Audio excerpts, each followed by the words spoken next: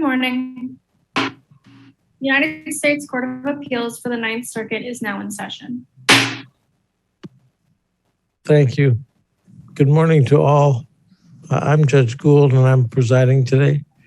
I'm happy to be sitting with my colleagues, Judge Bennett and Judge Nelson. And I think on behalf of the full panel, I want to express that we are all really grateful to counsel for appearing remotely during the time of a pandemic. We know it's not always easy and it's appreciated by us, and we need to hear your advocacy, and we're glad you did it. So today, the first case on our docket is U.S.C. Medic Asian Foods v. NLRB, and numbers 273768 and 217142. That case is submitted on briefs. So we'll turn to Schmid versus County of Sonoma, which is number 21-15722. And for the appellants, we have Mr. Edmondson. And for the appellee, we've got Mr. Bluestone. This case is set for 15 minutes per side. So if the appellant wants to make a rebuttal argument, please try to stop before all your time is used up and save some for rebuttal. But because of the pandemic, I give a pandemic bonus. And if any advocate wants an extra minute or two to argue, they just have to ask and I'll give it to them. So without further comment, we'll proceed to have the Schmid case argued. Could appellant please start us off? Good morning, Your Honors. May it please the court. Kurt Edmondson for appellants, the Schmids. This case involves a barn out in Two Rock in Sonoma County, which is a relatively remote area in between Bodega Bay and Petaluma. I don't know if you've ever driven out towards Bodega Bay, but if you were to look to your left while going out to Bodega Bay, you would pass the Coast Guard training center, and just immediately beyond that, you would see a property set back from the highway, and the barn would be located, I would estimate maybe another half mile beyond that. So it's well off the highway.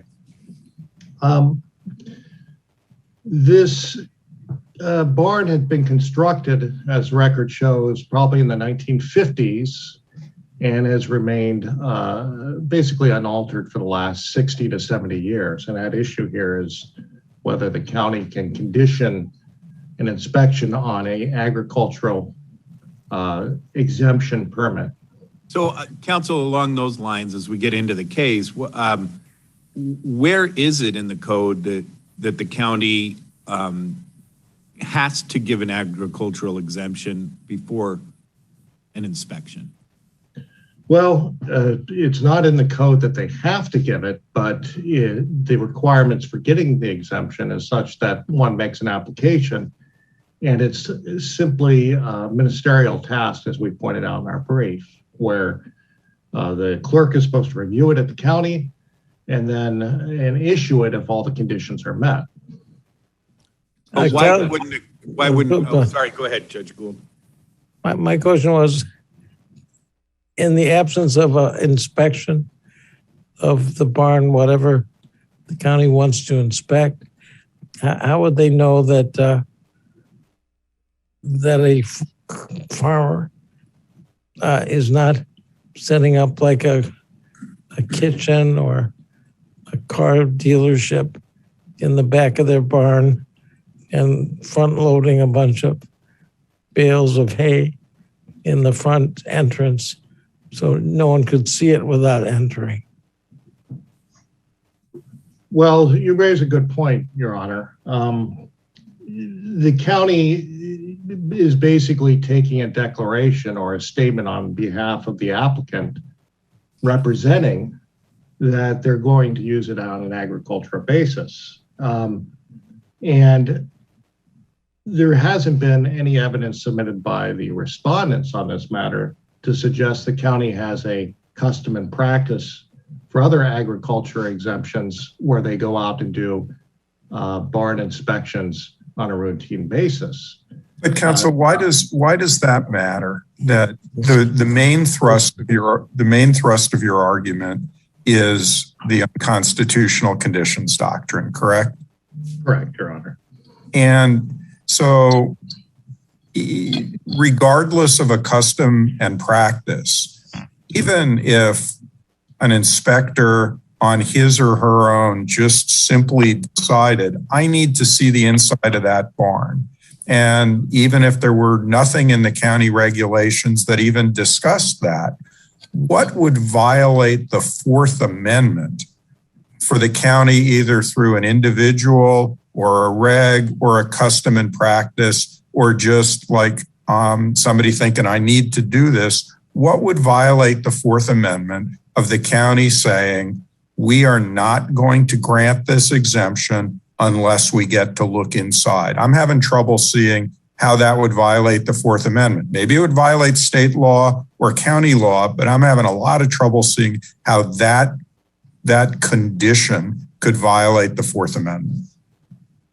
Yes, Your Honor. So the condition of granting a ministerial exemption would, since the county made it a condition, that is a pretext for them saying that, well, either you can have this exemption, which is not obviously, but it would be a right that could be afforded to the Schmids, or they're saying you have to comply with the right to inspect the barn. And so that leaves a person sort of with a Hobson's choice of either saying to the county, I'm going to waive my right under the Fourth Amendment to get this exemption, or I'm going to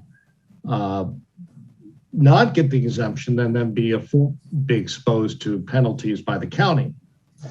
So I understand that, and your clients would have had the right to say, we're not letting you on our property at all.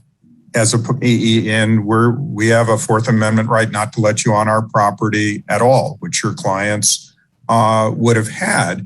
But that still doesn't mean the county saying you have to let us on to look in order to get this exemption is unconstitutional.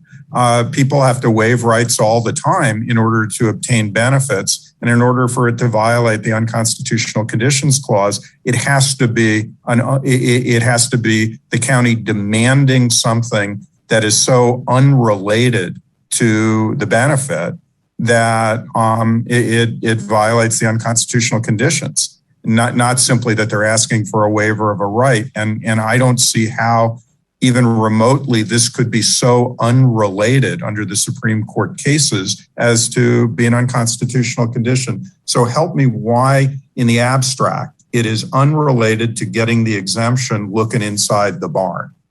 Yeah, and Your Honor, the district court referred to the case of Sanchez versus County of San Diego. And that was relied on by respondents' brief, and that dealt with the issue of someone receiving public benefits and consenting as part of getting those public benefits of allowing an inspector to come on to their property to see if there is fraud. I did some additional research on this case in preparation for this argument and found that Sanchez was distinguished by this court in Wayland versus McMullen, 907 F 3rd 1139, and I'm citing to 1148. There was a case involving an officer posing as an inspector going on site and for the purposes of an inspection, but the pretext was one of to determine if there was fraud. And I think that case is more analogous to the situation. You think that they were inspecting to determine whether there was fraud going on in this case?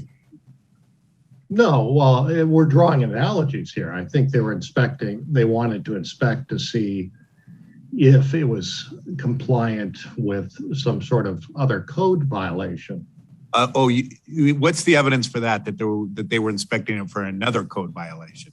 That if you look at excerpt of record, I believe it was, if I got it up here, I think it was 113, the 2000 letter sent out by the county to the wrong address saying that there was a code violation. And so we have a delay of from 2000 to 2018 when they applied for the ag exemption, of when the county believed that there was some sort of code violation. It's not. Is this the code violation for the construction of the barn? The supposed construction, but it says outbuilding. It doesn't refer to barn specifically. So there's some.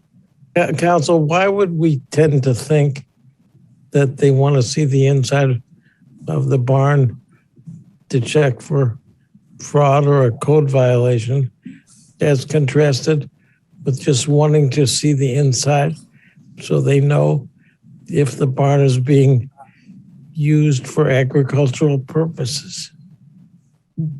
I see your point, but is, as stated in the case mentioned, the Whaling case, it's not a requirement of the citizen to waive their rights under the Fourth Amendment. Rather, it is a very small burden on the part of this case, the county, to get an administrative warrant to get the authority to do the inspection. The question is, how difficult is it for the county to go out and get the administrative warrant to inspect versus the waiver of the Fourth Amendment rights by the party? And you think they would have to, you would have us hold that the county needs to go and get an administrative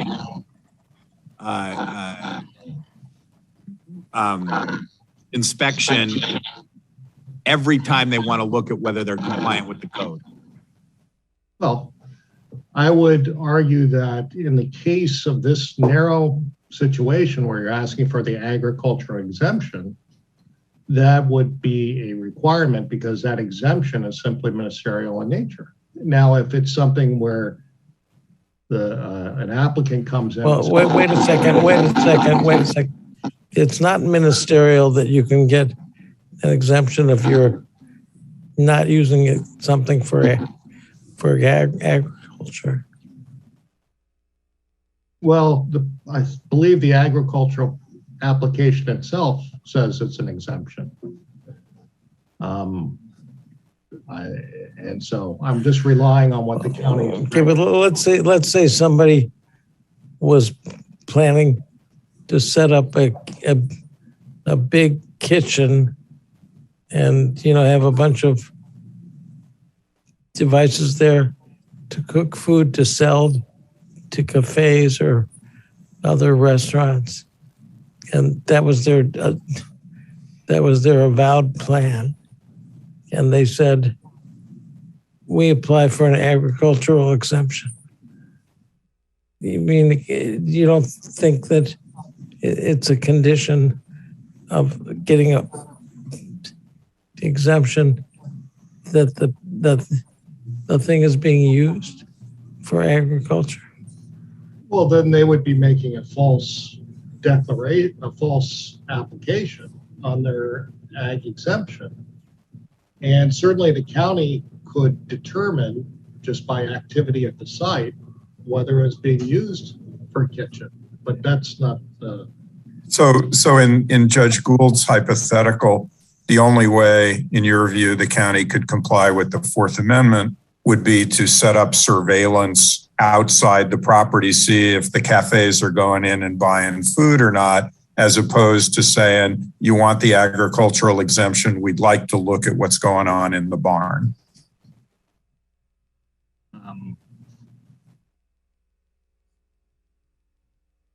As a hypothetical, and you're putting it that way, I could see where that could create a burden on the county but I would counter to that hypothetical that the burden on the county in this particular instance to get the administrative inspection warrant is de minimis, and it would be reviewed by a judge, and the judge can make a determination on whether it's appropriate, and then everyone is. Tell me when a judge would ever deny such a request. I mean, I don't see it. Like, you're applying for an exemption. The county comes in and says, we want to see if you're compliant. I'm a judge. I give it 100% of the time. That may be true, but does that mean that the applicant has to waive their Fourth Amendment rights? Even if it's 100% of the time, that doesn't mean that. Counsel, I know you're running low on time here, but I really see this as turning it on its head. I think there could be a stronger argument made that you couldn't get an administrative warrant to see without evidence whether somebody is complying or not with their conditions, as opposed to what strikes me as the very reasonable condition of, before we let you do a permissive activity, we want to take a look at the property to see if you're going to be using it in the way that the regulation permits. So, I know I've expressed this before, so I'll let you get on with your argument, but that strikes me as turning the Fourth Amendment and the unconstitutional conditions doctrine on its head. Thank you, Your Honor. I'll reserve the remainder of my time. Okay, for your planning purposes, I'll give you an extra minute. So the rebuttal argument, you can add a minute to that time, please. And now we'll proceed to Mr. Bluestone. Good morning, Your Honors. Marshall Bluestone, representing the appellee defendant County of Sonoma. I think you've adduced the central core of the appellant's case, that their argument that the Fourth Amendment prevents the county from denying an ag exemption to appellants when the county actually knows that the building does not qualify for the exemption is not supported for several reasons. And the first one I would like to discuss with you is the appellants agree that if the exemption is issued, that the county has the right to inspect at that point. So the Fourth Amendment is not violated after the exemption is issued. So the scope, the reasonableness, all of that was supports the Fourth Amendment. They concede after the exemption. And what is the difference before inspecting before the exemption is issued? There's no difference. It's the same scope, the same parameters. Well, I think to be fair to your friend, I think that the appellant's argument is that you have a regulation. It may not be a winning argument, but they have an argument that under the regulation, you only get to inspect after you've issued the exemption. And so that it's a violation of the Fourth Amendment to try to impose a condition that they say is in direct contravention of the applicable regulation itself, that yes, you can go inspect after because that's what the regulation says, but you can't do it before because the regulation bars that. I mean, I know that you have arguments in response to that, but I think that's their argument, or at least part of it. Their argument is that we didn't follow the state law, the county code, that way. But that's a county, whether we follow the state statute or not, or the county statute or not, is a different issue than the reasonableness of the search. And if they were saying that there's no violation afterwards, the same issues, the nexus between the exemption sought and the scope of the inspection to determine whether the ag exemption applies to the barn is the same before and after. And as the district court pointed out, the Fourth Amendment is not the province of the Fourth Amendment to enforce state law. And what I'm saying is that there's no difference between the scope and reasonableness of the inspection before and after. The fact that they're applying for an exemption from having to get a building permit doesn't affect the Fourth Amendment and the analysis of the Fourth Amendment of whether it's reasonable or not. I take it, counsel, you agree that there could be an unconstitutional conditions problem if the request was totally predicated on pretext. That is, that the county really wasn't concerned with whether they qualified for the ag exemption. The county thought they did, but the county suspected that there was some bookmaking operation going on, and they really wanted to see if that was going on and having nothing to do with the actual purported reason for the inspection, right? That create a Fourth Amendment problem. But the county's view here is that looking at what's going on in the barn is absolutely related to whether they should get the exemption. Correct. And if it was a criminal investigation, it would take a different scope in this. It's not a criminal investigation. It's for the purpose that you just articulated to determine whether the agriculture exemption applies. And I think we've articulated that the nexus is there, that it's not arbitrary because it's related directly to an important provision for finding whether or not this land use is exemption, it matches its actual use on the property. And the county actually, with the consent of the landowners, had Mr. Martinez from the county go out to the property, and he discovered that the property was being used. He could see through the barn. He was consensual on the property to store vehicles, and wrote a letter to the appellants and said that this isn't an ag use.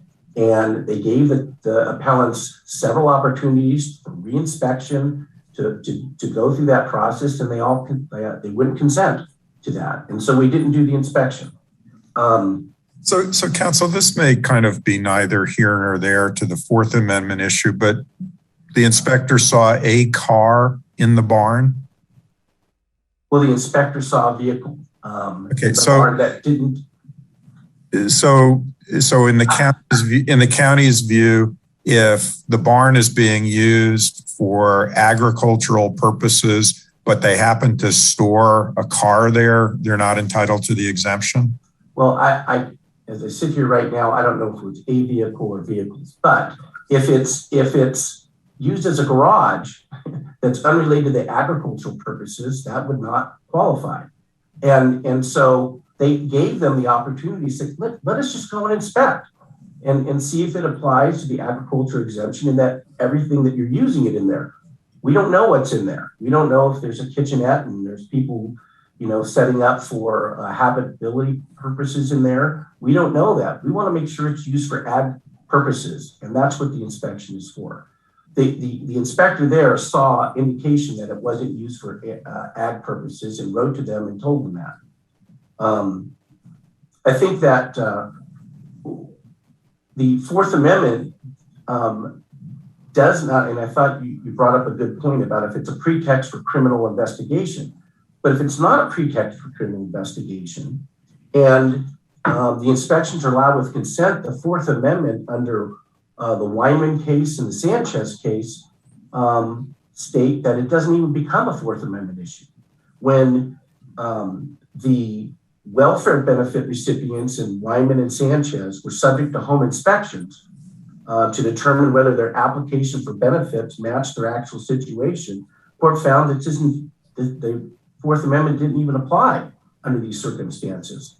Similarly, the county's inspection of the building determined whether the application for the exemption matched the actual use of the building does not violate the Fourth Amendment. In the Sanchez and Wyman cases, they said that there's really, you look at would it serve an important government interest, and there it was the eligibility for benefits. Here, the county's doing important land use regulations. They said there's no uniformed police involved. There's no uniformed police involved in these inspections, and it's only inspected upon consent. And they have to grant consent for us to come onto this property. So under those circumstances, Supreme Court, Wyman, and the Ninth Circuit, Sanchez stated that the Fourth Amendment doesn't even is not even a consideration. And if it was a consideration, both these courts stated that it's a reasonable inspection, and it's a reasonable inspection under the Fourth Amendment if there's a legitimate government reason for the inspection, which we've talked about, and that the right of privacy is respected. And that requires consent, which the county requires. Mr. Bluestone, if I don't mean to interrupt the flow of your argument, but just to interject one question. Where in the record is it clear that there was a consent by Schmid to the county entering the barn?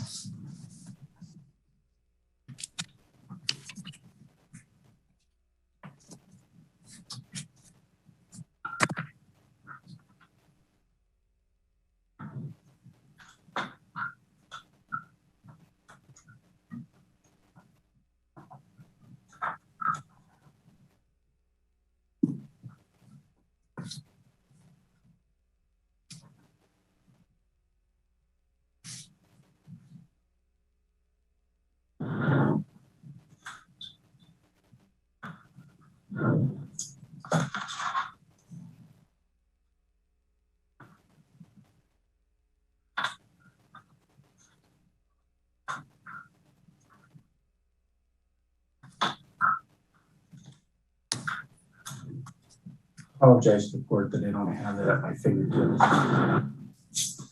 But Mr. Bluestone, if you've cited to it in your brief, we can find that. I have cited it in the brief, and it's also in the district court's order that it cites to the record in the district court order about the consent.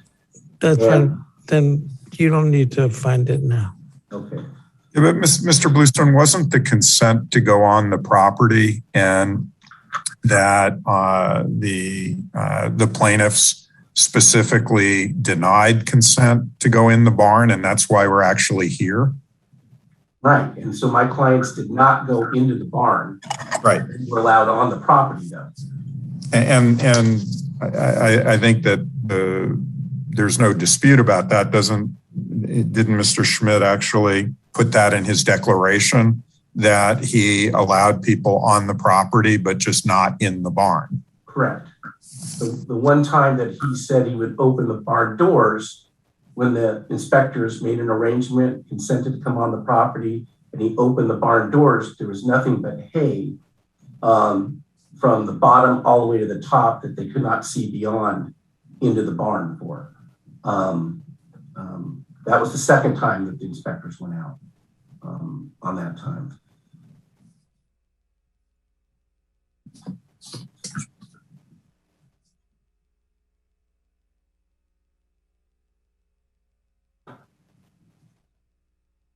Well, I've talked about Wyman and Sanchez. There's also the special needs exception that is involved. The appellant argued that they were subject to criminal or potential penalties, but there's not, in this case, the appellants are not being subject to any criminal or penalties for failing to consent to the inspection. Any criminal or penalties that they claim to have been done it would be done long ago when they erected their building without getting the proper permits, and has nothing to do with the present case where they're not being subject to any penalties at all with regard to denial. The only thing they're being denied is an exemption for not letting them inspect. I think I've briefed the issue on the due process for the hearing. One other issue I'd like to bring up is even the Monell issue that they claim.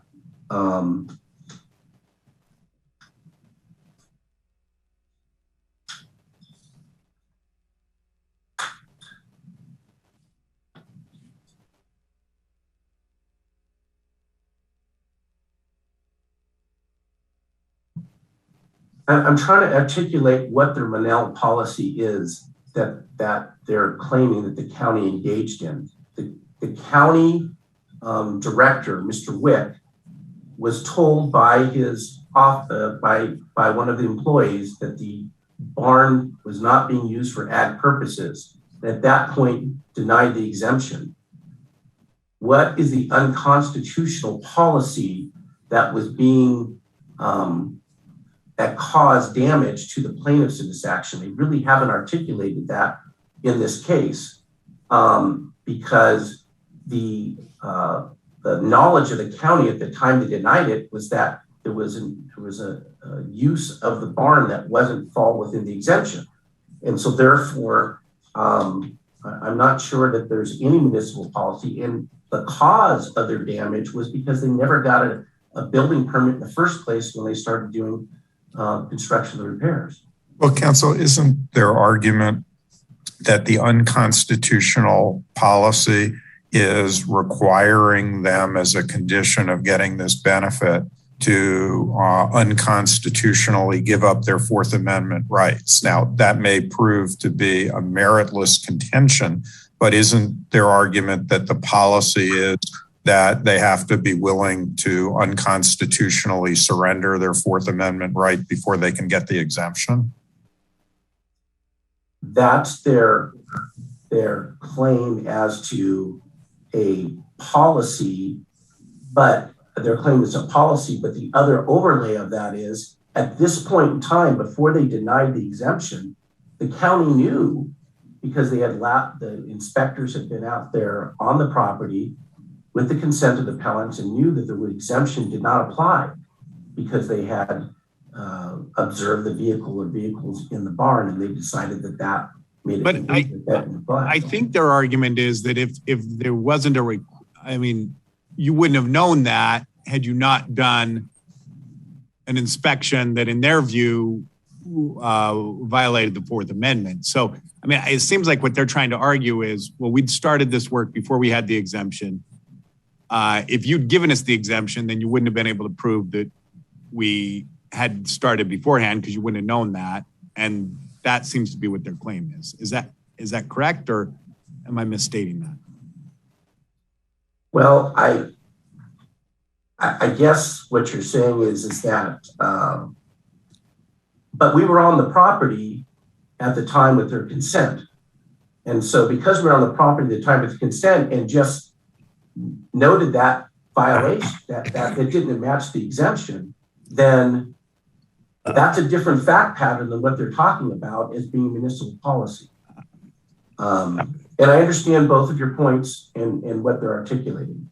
I believe looks like I'm over time right now. So okay, well, thank you, Mr. Bruce. We'll let Mr. Edmondson make a rebuttal argument. Mr. Edmondson, you're on mute. You're on mute.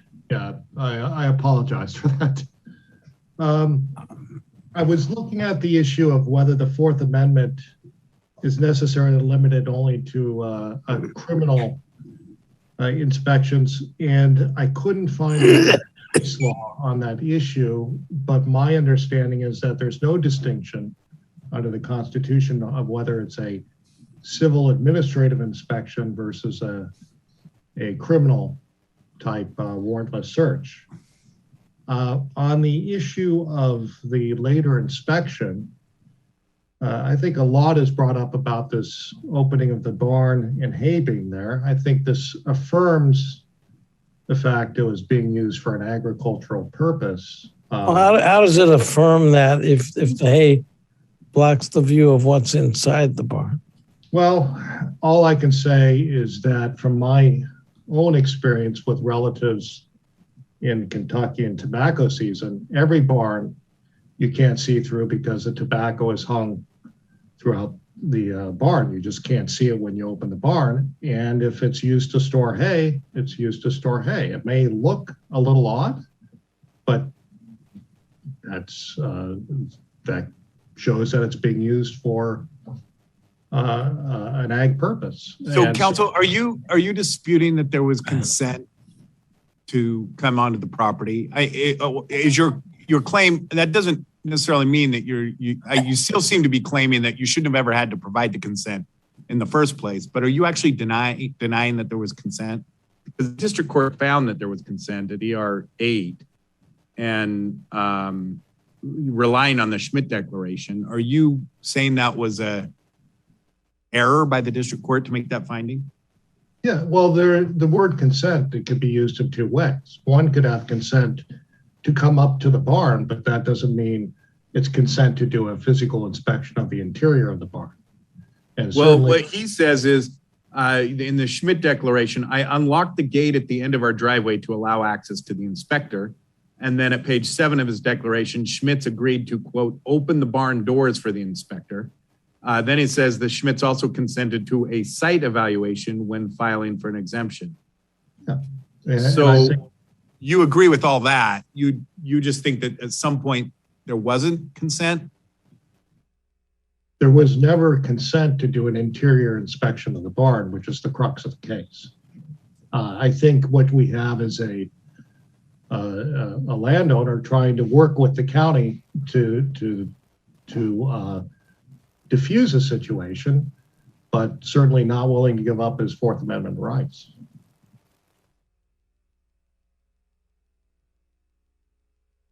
Okay.